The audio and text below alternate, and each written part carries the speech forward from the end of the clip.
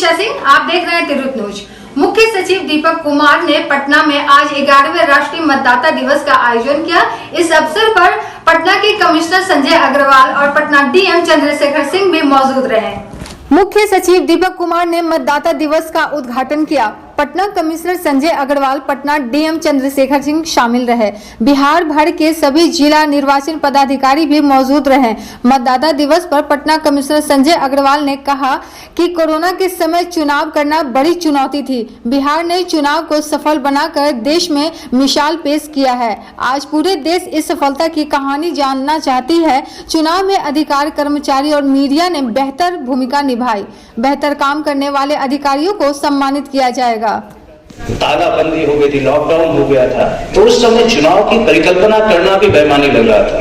कई बुद्धिजीवियों ने प्रश्न उठाया कि कैसे हो पाएगा ये चुनाव। तो सबसे बड़ी चुनौती के रूप में ये बिहार विधानसभा चुनाव बन करके आया, जिसमें परीक्षा के रूप में परीक्षार्थी हम लोग सब थे। नेक्स्ट, तो उस परिस्थितियों में हुआ कि चुनाव में कई चरण बढ़ाए जाएंगे, क्योंकि चुनाव में सब कुछ बढ़ गया था, सोशल डिस्टेंसिंग रखनी थी। लेकिन चुनाव आयोग ने डिसीजन लिया कि नहीं, हम कब फेजेस में चुनाव चुनौती का सामना करते हैं, बल्कि चुनौती को सफलतापूर्वक पूरा भी करते हैं। तो जिस प्रकार का चुनौतीपूर्ण माहौल था, उस समय ऐसा लग रहा था कि चुनाव कैसे होगा।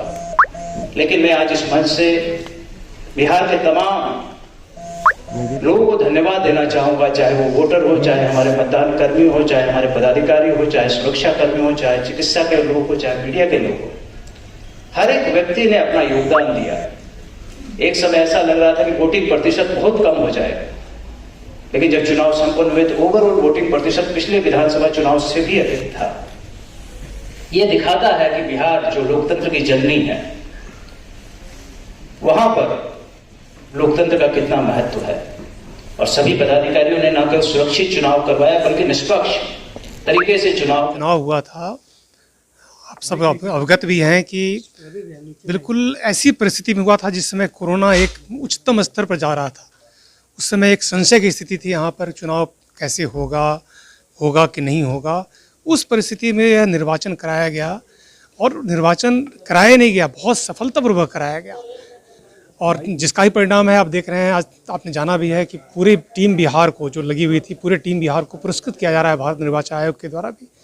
तो यह बिल्कुल ही बहुत अनूठा काम हुआ है, और मैं पूरे प्रशासन के सभी लोगों को और खासकर मतदाताओं को भी मैं धन्यवाद देता हूं, क्योंकि जितनी बड़ी संख्या में वो लोग भी सामने आए इस काल में भी, तो यह बिल्कुल धन्यवाद के पात्र है। सर, आपने चुनाव आयोग को सुझाव दिया है कि जैसे प्रदेश में one nation one ration card की लागू किया गया, उस तरह से क्या मतलब किस तरह से चुनाव आयोग को? नहीं, मैंने तो राशन कार्ड का एक एग्जाम्पल दिया है कि one nation one ration card अभी चल रहा है, भारत सरकार का स्कीम है, और बिहार ने सबसे पहले लागू किया है, जिसमें राशन कार्ड की पोर्टेबिलिटी होती है। राशन कार्ड होल्डर कहीं भी किसी दुकान से जाकर अपना सामान ले सकता है। तो यह तो आईटी का उपयोग किया जा रहा है, तो हमने सुझाव दिया है कि आईटी का उपयोग और किया जा सकता है। इसे बहुत उपयोग किए गए हैं चुनाव के मामले में, और अधिक उपयोग किया जा सकता है। थोड़ी सी प्रक्रिया को सरलीकृत किया जा सकता है।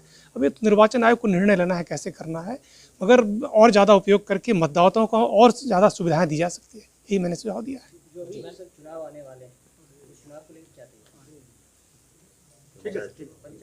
नहीं, पंचायत चुनाव के लिए भी इस बार हम लोग ईवीएम का प्रयोग करेंगे। ये हम लोग जो निर्वाचन की जो संस्था है, पंचायत चुनाव कराने के लिए उससे बात हो गई है, और उसके लिए सरकार वित्तीय संसाधन दे रही है उसको। तो ईवीएम का उपयोग करके ही इस बार निर्वाचन होगा, और हम लोगों ने अनुरोध किया है कि कम समय में कराया जाए, बहुत लंबा चुनाव नहीं होना चाहिए। पहले पिछले बार जो चुनाव हुआ था, मुझे याद है कि करीब महीने 2 महीने चलता रहा। तो हम लोग चाहेंगे कि बिल्कुल शॉर्ट में संक्षिप्त चुनाव हो।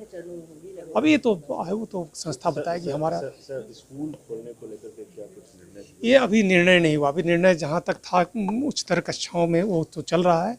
अगली नीचे की कक्षाओं में शुरू करने के लिए, क्योंकि एक तो ठंड का भी समय है, इसलिए हम लोगों ने निर्णय लिया कि ठंड थोड़ी सी कम होती है, उसके बाद सीएमजी की बैठक करके निर्णय लेंगे।